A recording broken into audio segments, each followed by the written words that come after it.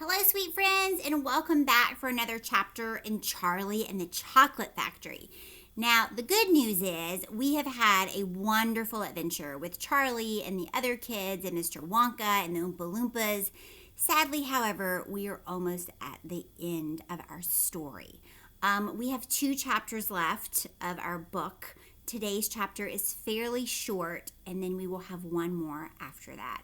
And I will be sad to see these characters leave, but I have another book waiting in the wings for us to go on another adventure together with some different characters. So, really fast snapshot review. We had golden tickets passed out or hidden in candy bars to Mr. Wonka's amazing chocolate factory. There were 5 of them. 5 children found them. We had Augustus Gloop, who loves to eat, especially sweets and treats and candy. We had Violet Beauregard, who chews gum all the time, and when she has to eat real food, she sticks it behind her ear to save it, which is very interesting and gross at the same time. Then we had Veruca Salt, whose parents give her everything. She's very spoiled, and she's not used to hearing the word no. We had Mikey TV, my finger won't stay down, who loves television, especially violent shows. So he's a little obsessed with television. And then we had Charlie Bucket, who we know came from a very, very poor family. And at the point when he found his ticket, they were in the midst of pretty much starving to death. So they all met at the gates and they went in the chocolate factory with Mr. Wonka, and they went on some incredible adventures. But along the way, many of the children, 4 of the 5, did not follow directions that were given by Mr. Wonka in certain places. Augustus Gloop drank chocolate from the chocolate river that had been mixed by the waterfall that they use in the factory, and he was told to stop and get away, and he did not. He fell in, got sucked up the pipe, sent to the fudge room. Not a good thing, Augustus. Then we had Violet Beauregard in the inventing room. The rule was no tasting, no touching.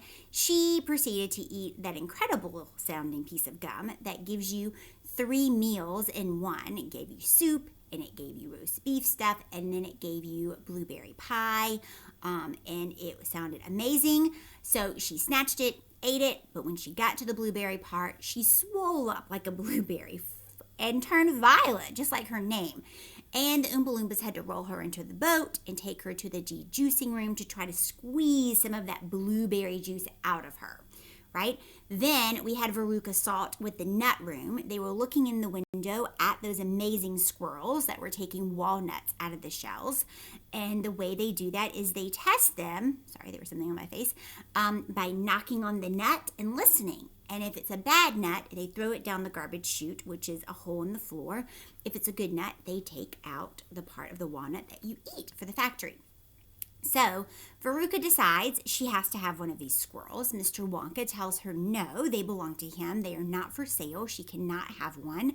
Veruca throws a fit. She's not having it because she's spoiled rotten. And she goes in and breaks the rule of do not disturb the squirrels. As soon as she walks in, the squirrels stop, look at her, jump on her, right? Hold her down while the leader of the squirrels checks Veruca.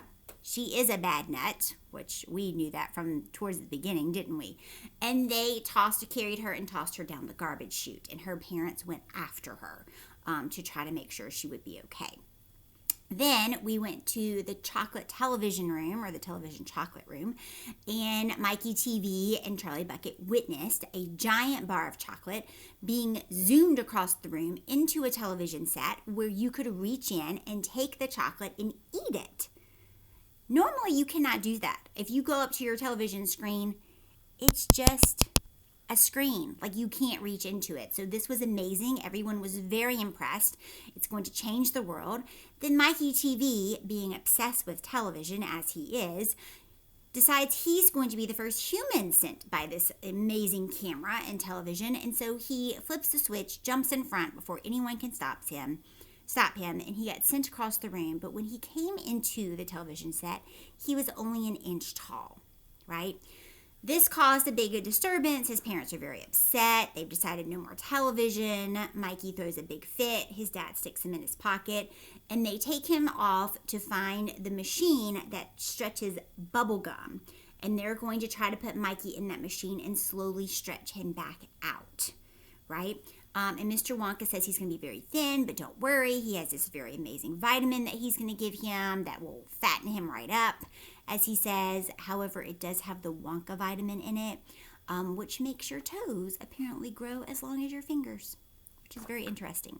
So, then yesterday, we only had Charlie left. Mr. Wonka was so excited. He's like, you've won. But he doesn't say what he's won, right? They run to the glass elevator, and Mr. Wonka is like, I can't believe that I finally get to push this button. I've wanted to push it.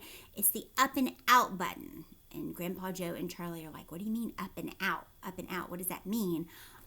So anyways, Mr. Wonka pushes it, and the elevator starts to shoot straight upward, and it goes faster and faster, and it breaks through the roof of the chocolate factory. And once it is out, it kind of hovers around in the air. Do you remember our picture from yesterday? It hovers around, and they can see the entire town below them. Okay? Charlie still doesn't know what he's won. He still is not real clear what's happening. All they know is that he and Grandpa Joe are very relieved that they didn't get hurt when they went through the roof of the factory. So, today our chapter is 29. It's called The Other Children Go Home. So now we are going to get to see what the other children look like after their predicaments from the factory. We must go down and take a look at our little friends before we do anything else, said Mr. Wonka. He pressed a different button and the elevator dropped lower. Soon it was hovering just above the entrance gates of the factory. Looking down now, Charlie could see the children and their parents standing in a little group just inside the gates. I can only see 3, he said. Who's missing? I expect it's Mikey TV, Mr. Wonka said, but he'll be coming along soon. Do you see the trucks? Mr. Wonka pointed to a line of gigantic covered vans parked in a line nearby. Yes, said Charlie. What are they for? Don't you remember what it said on the golden tickets? Every child goes home with a lifetime's supply of sweets. There's 1 truckload for each of them, loaded to the brim. Mr. Wonka went on. There goes our friend Augustus Gloop. Don't you see him? He's getting into the first truck with his mother and father. You mean he's really all right? Asked Charlie, astonished. Even after going up that awful pipe? He's very much all right, said Mr. Wonka. He's changed, said Grandpa Joe, peering down through the glass wall of the elevator. He used to be fat. Now he's thin as a straw. Of course he's changed, said Mr. Wonka, laughing. He got squeezed in the pipe, don't you remember? And look, there goes Miss Violet Beauregard, the great gum chewer. It seems as though they managed to dejuice her after all. I'm so glad. And how healthy she looks. Much better than before. But she's purple in the face, said Grandpa Joe. So she is, said Mr. Wonka. Ah, well, there's nothing we can do about that. Good gracious, cried Charlie. Look at poor Veruca and Mr. Salt and Mrs. Salt. They're simply covered with garbage. And here comes Mikey TV, said Grandpa Joe. Good heavens, what have they done to him? He's about 10 feet tall and thin as a wire. Oh, they've overstretched him on the gum machine, said Mr. Wonka. How very careless. How dreadful for him, said Charlie. So look, here are our characters down here at the bottom. I'm going to try to point them out for you. Here's Augustus Gloop. Look, he's having to carry his pants. Remember how round he was at the beginning of our story? Now, not so much. Here's Violet. She's still Violet, but at least she's not big and round like a blueberry anymore. And look, here's the Salt family. Do you see them covered in trash and garbage? My, I hope they've learned a lesson. And look at Mikey TV. 10 feet tall and super thin. I agree. Do you think they overstretched him on the gum stretching machine? 10 feet tall? That means in most rooms, he can't stand up straight. He has to bend down so he doesn't hit his head on the ceiling. Yikes. Nonsense, said Mr. Wonka. He's very lucky. Every basketball team in the country will be trying to get him now, he added. It is time we left these 4 silly children. I have something very important to talk to you about, my dear Charlie. Mr. Wonka pressed another button and the elevator swung upward into the sky. So, I told you it was a short chapter. So our friends from the factory, the other kids, have come out. They are, for the most part, fine. However, hopefully they have all learned some very valuable lessons as they travel home in their trucks full of sweets that Mr. Wonka promised them. We still don't know what it is that Mr. Wonka says that Charlie has won, but he has told Charlie, now that we know everyone is okay, I have something important to tell you and talk to you about. What do you think that is? What is it that Mr. Wonka is so excited to tell Charlie about?